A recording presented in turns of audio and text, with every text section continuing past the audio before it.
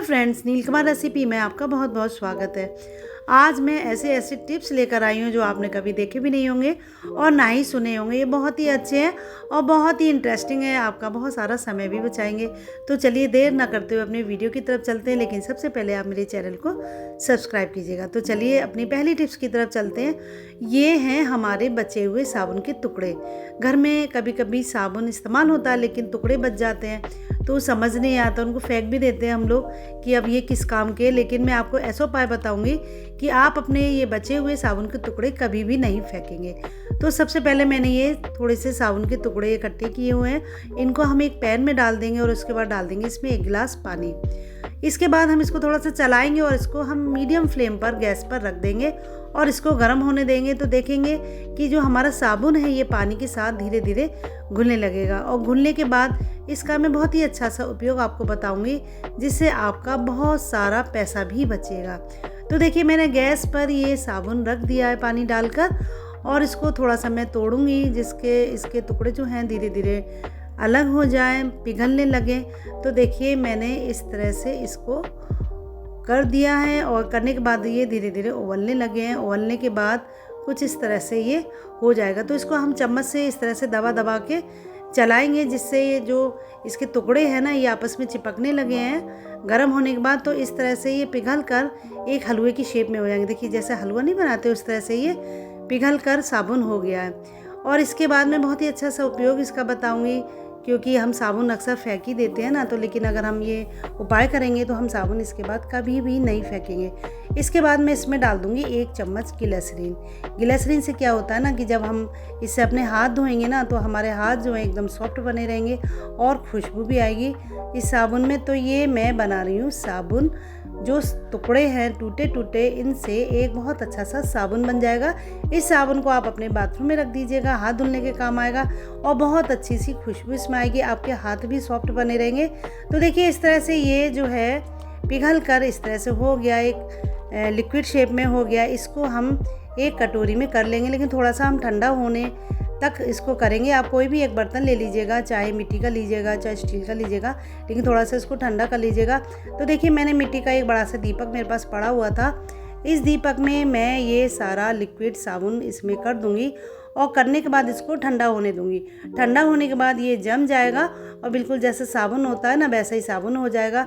तो इसको हमने दीपक में कर दिया और चम्मच से इसको थोड़ा सा हम दबा देंगे जिससे जो है ये एकसार हो जाए और एक अच्छा सा साबुन बनकर तैयार हो जाए। तो देखिए चम्मच से मैंने इस तरह से इसको एकसार कर दिया है और इसको ठंडा होने रख दिया है। और देखिए अब ये हो गया है ठंडा, ये 2 से 3 घंटे में एकदम ठंडा हो गया और बिल्कुल गिर नहीं रहा। देखिए बिल्कुल जैसे साबुन नहीं होता है, बस ये है कि ये दीपक में साबुन बना दिया है जो हमारे बचे बचे साबुन के टुकड़े होते हैं। और इससे हम धुलेंगे हाथ, तो हम थोड़ा सा हाथ को गीला कर लेंगे और गीला करने के बाद इस तरह से हम लगाएंगे हाथ पे। तो देखिए कितना अच्छा ये हमारा हाथ धुलने का साबुन बनकर तैयार हो गया और इससे हाथ भी एकदम सॉफ्ट हो गए क्योंकि मैंने इसमें ग्लिसरीन डाली थी। और एक तरह से ये आपका ग्लिसरीन साबुन बनकर तैयार हो गया और देखिए दीपक से बिल्कुल भी नहीं गिरा। इस तरह से आप अपने बचे साबुन के टुकड़ों को बना सकते हैं। फिर हम अपनी अगली टिप्स की तरफ चलते हैं। ये है ब्रेड का पैकेट। ब्रेड इस्तेमाल हो गया लेकिन 6-7 ब्रेड रह गए और ये बड़े बड़े सूख जाते हैं अगर कभी कभी हमें नहीं इस्तेमाल करना होता है। तो मैं आपको ऐसा तरीका बताऊंगी कि आपके ब्रेड जो है एकदम सॉफ्ट बने रहेंगे और ये सूखेंगे नहीं। आप चाहे इनको कितने दिन में भी इस्तेमाल कीजिएगा। तो देखिए मैंने इस तरह से इसके रैपर को थोड़ा सा मोड़ दिया है 4-5 बार और मोड़ने से देखिए ये ऊपर एक तरह से एक फ्लावर की तरह हो गया है। फिर हम इसको नीचे की तरफ इस तरह से मोड़ देंगे तो ये पूरा ब्रेड जो है एकदम पैक हो जाएगा पैकेट में, जैसे पैक होकर पैकेट आता है ना उस तरह से। देखिए इस तरह से मैंने ये कर दिया। इसके बाद आप इसको फ्रिज में रख दीजिएगा, आप कभी भी इसको इस्तेमाल कीजिएगा। वैसे तो हम 5-6 दिनों में ब्रेड इस्तेमाल ही कर लेते, लेकिन कभी कभी हमें ज़रूरत नहीं होती तो हमें इसको रखना होता है। तो इस तरह से आप ब्रेड रखेंगे, आपका ब्रेड एकदम सॉफ्ट बना रहेगा और ये सूखेगा नहीं क्योंकि एकदम सूख जाता है, फ्रिज में भी रखा रखा खुला ब्रेड सूखने लगता है। तो ये बहुत ही अच्छी टिप्स है, इसको ज़रूर कीजिएगा। इसके बाद हम अपनी अगली टिप्स की तरफ चलते हैं। ये हमारा मिक्सी का जार है और इसके जो ब्लेड हो गए हैं ना उससे चटनी भी नहीं पिसती। तो मैं आपको ऐसा उपाय बताऊंगी कि आपके ब्लेड एकदम तेज़ धार वाले हो जाएंगे। तो इसमें हम 4-5 चम्मच नमक डाल देंगे और नमक को हम पीस लेंगे। तो पीसने के बाद देखिए हमारे जार के ब्लेड एकदम तेज़ हो जाएंगे धार वाले। इसको आपको चेंज करने की ज़रूरत ही नहीं पड़ेगी। तो कभी भी आपके जार के ब्लेड हल्के हो जाए, इससे चटनी नहीं पीसे, मसाले नहीं पीसे, तो आप इसमें नमक डाल के पीस लीजिएगा। आपका जार एकदम ठीक हो जाएगा, आपको बाज़ार जाने की ज़रूरत नहीं पड़ेगी, आपके पैसे भी बचेंगे। इसके बाद हम अपनी अगली टिप्स की तरफ चलते हैं। बहुत ही इंटरेस्टिंग टिप है। अक्सर हम जब नया टॉप्स लेते हैं और कान में पहनते हैं तो हमारा कान जो है पकने लगता है और कान के पीछे स्वेलिंग सी हो जाती है और हल्का चिपचिपा सा एक कान से पदार्थ निकलता है जिससे कान में सूजन भी आ जाती है। तो मैं आपको ऐसा उपाय बताऊंगी, आप अपने नए टॉप्स खरीदेंगे या कुंडल खरीदेंगे या झाले खरीदेंगे और उनको पहनेंगे, आपके कान बिल्कुल भी नहीं पकेंगे। ये बहुत अच्छी सी टिप्स है। तो देखिए मैंने ये कान के टॉप्स निकाले हैं और देखिए कितना चिपचिपा सा हो गया है।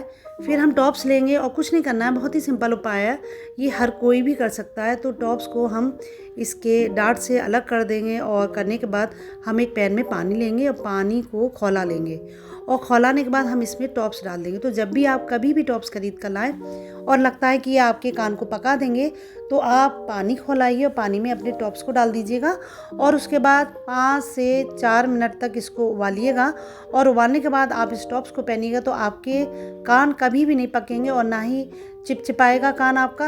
ये बहुत अच्छी टिप्स है, ये मुझे किसी सर्राफ ने बताई थी। एक बार मेरे कान पक गए तो उसने मुझे बताया था कि आप इस तरह से करिएगा, आपके कान कभी भी नहीं पकेंगे। तो देखिए मैंने पानी में इसको उबाल दिया है। तो इसी तरह से आप भी अपने टॉप्स को पानी में उबालिएगा, आपके टॉप्स कभी भी कान को पकाएंगे नहीं। इसके बाद मेरी अगली टिप्स है कि तवे पर हम सबसे पहले डालते हैं शैम्पू। आप सोच रहे होंगे तवे पर शैम्पू कैसे डाल दिया। तवे पर शैम्पू डालेंगे, फिर हम इसमें डाल देंगे 1 गिलास पानी और इसको हम खौला लेंगे तेज़ गैस पर। और इसके बाद हम जब ये खौल जाएगा तो इसमें हम डाल देंगे 1 चम्मच नमक और 1 चम्मच नमक डालने के बाद इसको हम फिर अच्छे से खौला लेंगे और उसके बाद हम इसमें डाल देंगे 1 चम्मच बेकिंग पाउडर। अब आप सोचेंगे ये पता नहीं क्या बना दिया तवे पर, तो बेकिंग पाउडर डालने के बाद इसको हम थोड़ा सा और खौला लेंगे। तो देखिए कितने अच्छे से ये खौल गया है और खौलने के बाद ये बहुत अच्छा सा आपका फर्श साफ़ करने का क्लीनर बनकर तैयार हो जाएगा। हमारी किचन की या बाथरूम की जो किनारियाँ होती हैं टाइल्स की इतनी गंदी हो जाती हैं, उनमें मैल इतना चिपक जाता है कि साफ़ ही नहीं होता है। तो इस लिक्विड से आप अपनी किचन की टाइल्स की किनारियाँ या बाथरूम की टाइल्स की किनारियों को बहुत अच्छे से साफ़ कर सकते हैं। कुछ नहीं करना है आपको, बस ऐसे ही ये गरम गरम लेना है, थोड़ा सा ठंडा कर लेना क्योंकि ज़्यादा गर्म होगा तो हाथ जलने का भी डर होगा।